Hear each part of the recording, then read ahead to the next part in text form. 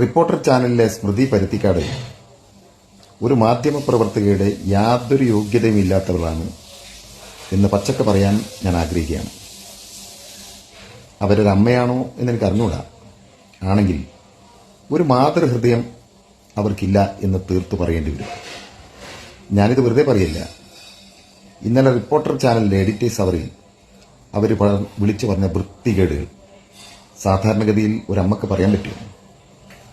മറ്റൊരമ്മയെക്കുറിച്ചാണ്, നിരവധി അമ്മമാരെക്കുറിച്ചാണ് അവർ ഈ വൃത്തികേടുകൾ വിളിച്ചു പറഞ്ഞത്. അവരൊക്കെ നാടകം അഭിനയിക്കാനാണ് പറഞ്ഞത്. കേരളത്തിന്റെ പ്രിയപ്പെട്ട റവന്യൂ മന്ത്രി മിനിസ്റ്ററുടെ അടുത്തേക്ക് അവർ പോയത്, കേരളത്തിന്റെ മുഖ്യമന്ത്രിയുടെ അടുത്തേക്ക് അവർ പോയത് ഈ സമയത്ത്. അതാണ് ഈ പരുത്തിക്കാടിനെ വിരളി പിടിപ്പിച്ചിട്ടുള്ളത്. മന്ത്രി മിനിസ്റ്ററും ആ വയനാടിന്റെ ദുരന്തം അനുഭവിച്ചവരും തമ്മിൽ വലിയൊരു ബന്ധമുണ്ട്. വാക്കുകളിൽ ഒതുക്കി തീർക്കാൻ കഴിയുന്നതല്ലത്. ദുരന്തം നടന്ന ദിവസം അവിടെ ഓടിയെത്തിയ വെറുമൊരു മന്ത്രിയായിരുന്നില്ല അദ്ദേഹം. മുഖ്യമന്ത്രിയുടെ നിർദ്ദേശപ്രകാരം എല്ലാ മാസത്തിലും അദ്ദേഹം അവിടെ എത്താറുണ്ട്.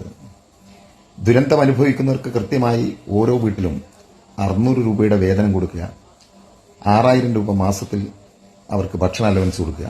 ഇങ്ങനെ ഔദ്യോഗികമായി ചെയ്യേണ്ട കാര്യങ്ങൾ മാത്രമല്ല അദ്ദേഹം അവിടെ ചെയ്തിരുന്നത്. അവിടെയുള്ള ആളുകളുമായിട്ടുള്ള വല്ലാത്തൊരു ആത്മബന്ധം ഉണ്ടായിരുന്നു അദ്ദേഹത്തിന്. അവിടെയുള്ള ഓരോരുത്തരുടെയും പേരെടുത്ത് വിളിക്കാൻ സഖാവിന് അറിയാമായിരുന്നു. അവരുടെ ഓരോരുത്തരുടെയും വ്യക്തിപരമായ ദുഃഖം വളരെ അടുത്തറിഞ്ഞ ഒരു മനുഷ്യനാണ്. അതുകൊണ്ടായിരിക്കാം അദ്ദേഹവുമായുള്ള അടുപ്പത്തിന്റെ പേരിൽ ഈ തെരഞ്ഞെടുപ്പിന്റെ സമയത്ത് ചില വീട്ടമ്മമാർ മിനിസ്റ്ററെ കാണാൻ പോയത്. ശേഷം അവർ അദ്ദേഹത്തോട് വിട പറഞ്ഞു പോകുന്ന രംഗം കണ്ണീരോടെയാണ് മനസ്സുള്ള എല്ലാ മനുഷ്യരും കണ്ടിട്ടുള്ളത്. ഇറങ്ങിപ്പോകാൻ നേരത്തെ ഒരു അമ്മ സഖാവിനോട് ചോദിക്കുന്നുണ്ട്, ഞാനൊന്ന് കെട്ടിപ്പിടിച്ചോട്ടെ. അവരൊന്ന് കെട്ടിപ്പിടിച്ച് മന്ത്രിയുടെ ചെവിയിൽ പറയുന്നുണ്ട്,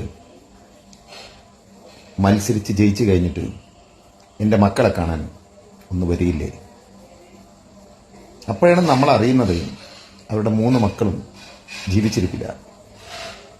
മരിച്ച് മണ്ണിനടിയിൽ കിടക്കുന്ന തന്റെ മക്കളെ കാണാൻ വരികില്ലെന്ന് ഒരു മന്ത്രിയോട് ഒരമ്മ ചോദിക്കണമെങ്കിൽ അവർ തമ്മിലുള്ള ആത്മബന്ധത്തിന് എത്ര ആഴമുണ്ടാകും. അത് തിരിച്ചറിയാൻ കഴിയാതെ പോയ ഒരു സ്ത്രീക്ക് മാതൃഹൃദയമുണ്ടോ എന്ന് നമ്മൾ ചോദിച്ചു പോകില്ലേ? ആ ചോദ്യമാണ് ഞാൻ ചോദിച്ചിട്ടുള്ളത്. കേരളത്തിലെ നല്ലൊരു വിഭാഗം ജനങ്ങൾ അവരുടെ ഈ പരാമർശത്തിനെതിരെ ശക്തമായി പ്രതിഷേധിക്കുകയുണ്ടായി.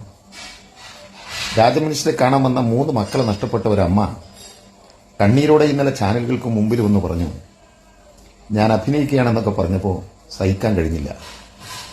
വാക്കുകൾ പൂർത്തീകരിക്കാൻ അവർക്ക് സാധിച്ചില്ല. ഇന്ന് റിപ്പോർട്ടർ ചാനലിലെ അതേ പരിപാടി തുടങ്ങുമ്പോൾ ഡോക്ടർ അരുൺകുമാർ ഇന്നലെ ഈ പരുത്തിക്കാട് പറഞ്ഞതിൽ ചിലർക്ക് തെറ്റിദ്ധരിച്ചു പോയിട്ടുണ്ട്, അവർക്ക് ചില കാര്യങ്ങൾ വിശദീകരിക്കാനുണ്ട് എന്ന് പറഞ്ഞപ്പോൾ ഒരു മാപ്പ് അവരിൽ നിന്ന് പ്രതീക്ഷിക്കാൻ പാടില്ലാത്തതാണ്. എങ്കിലും ഒരു ഖേദപ്രകടനമെങ്കിലും നടത്തും എന്നായിരുന്നു കരുതിയിരുന്നത്. ഇന്നവർ പറഞ്ഞതെന്താണ്? ഞാൻ അമ്മയെ വിളിച്ചു, ഏത് ഈ നാടകം അഭിനയിച്ചെന്ന് പറഞ്ഞ അമ്മയെ വിളിച്ചു. അവർക്ക് പ്രശ്നമൊന്നുമില്ല. ഇവിടെ വേറെ കുറെ ആളുകൾ എനിക്ക് നേരെ തെറി പറയുകയാണ്, അവരോട് എനിക്ക് പുച്ഛമാണ്. പിന്നീട് കുറെ ഇന്നലത്തെ ബാക്കി മനസ്സിൽ എന്തൊക്കെയോ അവശേഷിച്ചതൊക്കെ വിളിച്ചു പറയുന്നുണ്ട്. അതുകൊണ്ട് പരുത്തിക്കാടിനോട് പറയാനുള്ളൊരു കാര്യം, നിങ്ങളുടെ മാപ്പും കോപ്പും ഒന്നും ഈ നാടിന് വേണ്ട, ആ അമ്മക്കും വേണ്ട. നിങ്ങൾക്കുള്ള കുഴപ്പം എന്താണെന്നറിയോ? നിങ്ങളെന്തൊരു വലിയ സംഭവമാണെന്ന് കരുതി ധിക്കാരത്തിന്റെ ഭാഷ പറയുന്ന അഹങ്കാരിയായി തുടരുകയാണ്. ഇവരെ നിലനിർത്തിക്കൊണ്ടുപോകുന്നത് റിപ്പോർട്ടർ ചാനലിലും ഗുണം ചെയ്യില്ല എന്നാണ് അഭിപ്രായം. കഴിയുമെങ്കിൽ നമ്മൾ ഇവരെ കേൾക്കാതിരിക്കുക, ഇവരെ കാണാതിരിക്കുക. അതായിരിക്കും നമ്മുടെ ഭാഷ മോശമാവാതിരിക്കാൻ നമുക്ക് ചെയ്യാൻ പറ്റുന്ന കാര്യം എന്നാണ് എനിക്ക് തോന്നുന്നത്.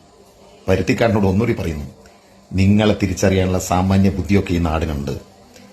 ശവം തൂക്കികളായ നിങ്ങൾ ഇഷ്ടപ്പെടുന്ന ഒരു നേതാവുണ്ടല്ലോ, അതിനെക്കുറിച്ച് പറയാൻ ഈ തെറിച്ച നാവ് ഇതുവരെ ഉയർന്നിട്ടില്ലല്ലോ. അതുകൊണ്ട് രാഷ്ട്രീയം പറയാം, പക്ഷേ എല്ലാം നഷ്ടപ്പെട്ട മക്കൾ നഷ്ടപ്പെട്ട വയനാടിന്റെ അമ്മമാരെക്കുറിച്ച് ഇനിയൊരു അക്ഷരം പറഞ്ഞാൽ അത് ഈ കേരളം സഹിക്കില്ല. ഓർക്കുന്നത് നന്ന്.